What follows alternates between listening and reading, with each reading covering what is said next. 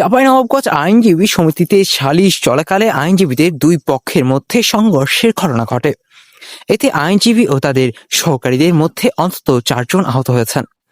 রবিবার বিকেলে আইনজীবী সমিতি কার্যালয়ে এ ঘটনা ঘটে।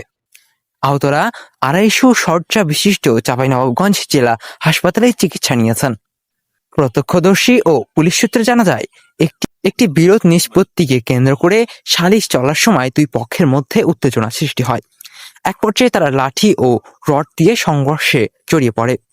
পরে কোর্ট, পুলিশ ও থানা পুলিশ ঘটনাস্থলে গিয়ে পরিস্থিতি নিয়ন্ত্রণে আনে। এদিকে সংঘর্ষের সংবাদ সংগ্রহ করতে গেলে স্টার নিউজের জেলা প্রতিনিধি মাহমুদুল হাসান তুষারকে আটকে রেখে হেনস্থা ও মারধরের অভিযোগ করেছে। তুষারের দাবি, তাকে টেনে হিঁচড়ে উপরে নিয়ে গিয়ে মোবাইল ফোন ও আইডি কার্ড কেড়ে নেওয়া হয় এবং অশ্লীল ভাষায় গালিগালাজ করা হয়। পরে কয়েকজন সিনিয়র সাংবাদিকের হস্তক্ষেপে তাকে ছাড়িয়ে আনা হয়। ঘটনার সময় পুলিশের বিশেষ শাখার এক সদস্যের মোবাইল ফোনও কেড়ে নেওয়া হয়েছে বলে অভিযোগ পাওয়া গেছে। এছাড়া অবরুদ্ধ সাংবাদিককে উদ্ধার করতে গিয়ে কয়েকজন সাংবাদিকও হেনস্থার শিকার হন।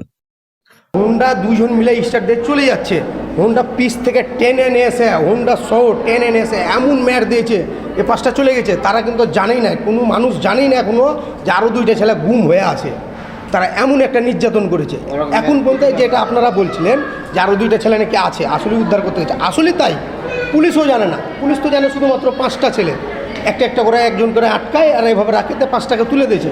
আবার 2টা ছেলেকে একটা আক্রোশমূলক। ম্যাক্সে আজকে ছুটি, আমার ছেলে ম্যাক্সে চাকরি করে, আজকে ছুটির দিন, তাই বলছে একটু হোন্ডাটা নিয়ে ঘুরবো, তাই আমার আব্বুর কাছে নিয়ে যাবো, মানে নিয়ে আসবো চাবিটা। যে দেখছে ওর আব্বুকে এমনভাবে একটা উকিল বারের যে জিনিসটা থাকে আগা দিকে, সেই জিনিসটা দিয়ে এমনভাবে মানে ওর আব্বুর মাথায় আঘাত করেছে যে রক্ত গল গল করে বের হচ্ছে। তখন ওই যে ছেলে গেছে, যে বলছে আব্বু কী হয়েছে, ওকেও ধরেছে।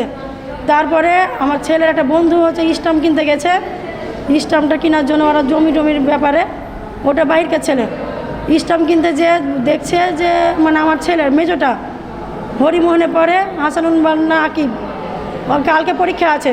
সেই ছেলে বলছে, ভাইয়া আপনি এখানে কেন? তো বলছে যে আমি স্টাম্প নিতে এসেছি। তো বলছে আমার রমিম ভাইয়া ওইখানে এসছে, বলছে চলো একটু দেখা করি। দেখলে রনি উকিল যা দেখছে বাপকে আর ছেলেকে ধরে এমনভাবে পিটাইছে। তারপর যে আমার সাথে উপস্থিত ছিল, আমরা আপনার সেখানে হোন্ডার চাবিটা নিতে গেছিলাম। হোন্ডার চাবিটা নিতে যে একটু এক পর্যায়ে ওরা কথা কাটাকাটি করছিল, ওই জন্য ওখানে আমি একটু দাঁড়িয়েছিলাম, আমার ছোটো ভাই নিচে দাঁড়িয়েছিল। আর ওখান থেকে ওই এক পর্যায়ে একটা চশমা নিয়ে দুইটা গ্রুপের ভিতরে একটা চশমা নিয়ে হলো ঝামেলাটা হয়েছিল। ঝামেলাটা কীভাবে, চশমাটার এই মাথার ওপরে চশমাটা ছিল, এই যেটা রনি তার পক্ষ নিয়ে বলছে যে চশমাটা এখানে এভাবে কেন নিবি, এই সব এতগুলা মানুষ আছে তোর মতনই, এভাবে নিয়ে এক পর্যায়ে কথা কাটাকাটি করতে করতে হাতাহাতি হয়ে গেছে। হাতাহাতির পর্যায়ে যে এক পর্যায়ে আমি খালি মানে বাধা দিয়েছি যে ভাইয়া এগুলো করিয়েন না, বসে মীমাংসা করে। এই জন্য আমাকে হলো মারতে শুরু করে। আর মারতে শুরু করার পরে আপনার আব্বু আমার এসে একটু বাধা দেওয়ার কারণে আব্বুকে আমার মারধর করে। যাদের সাথে ঝামেলা আসলে তারা হচ্ছে একটা হচ্ছে এই অ্যাডভোকেট, তো আসলে অ্যাডভোকেট হচ্ছে রানা মনে হয়, রনি এই তো। আর হচ্ছে তার মানে তাকে আমার আব্বু চিনে।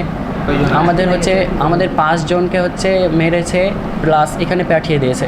আরও হচ্ছে 2 জন হচ্ছে এখনও ওদের ওইখানেই আছে, ওরাকে ছাড়া হয়নি। মারার পরে আমার হাজব্যান্ড গেছে গাড়ির চাবি আনতে যে আমার হাজব্যান্ডকে আটকে দিয়েছে। আমার হাজব্যান্ডের সাথে আমি স্টিল কথা বলছে যে আমি আসছি, আমি ফোনে কথা বলছি, ওকে ধরে মারতে লেগেছে, বলছে যে আমাকে বাঁচাও, মা আমাকে বাঁচাও, এভাবে মারছে। ওনার ফোন কেড়ে নিয়েছে, ওনার টাকা পয়সা যা ছিল সব আত্মসাৎ করে নিয়েছে। ওদেরকে যেভাবে মেরেছে এগুলার আমি বিচার চাই, পুলিশ থাকতে ওদেরকে মেরেছে, পুলিশ পালিয়ে গেছে। ওদেরকে লোককে এইভাবে আপনার মারধর করবে, যত ছেলে ফেলে মেরেছে সবাই স্টুডেন্ট। কালকে একজনের পরীক্ষা আছে, আমাদের ছেলে আপনার সব 10 লেখাপড়া করছে। এটা আমরা সুষ্ঠু বিচার চাই। রক্ত হয়েছে, সিলাই পড়েছে, তো ওখানে মানে যে কেউ যে ওখানে যায় যদি একটু সহযোগিতা করে তাদেরকেও ধরে মারছে। এটা হচ্ছে আপনার উকিলেরা।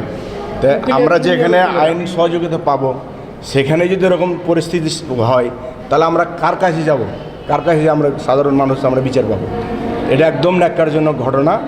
এটা মানে বহির্বিশ্বে মনে হচ্ছে এরকম ঘটনা কোনো জায়গায় ঘটেনি, শুধু চাঁপাইনবাবগঞ্জে এই ঘটনাটা ঘটলো।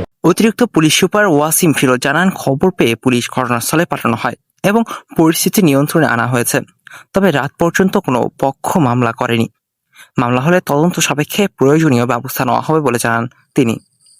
আব্দুল আল জাকারিয়া, ডেস্ক নিউজ, চেকপোস্ট।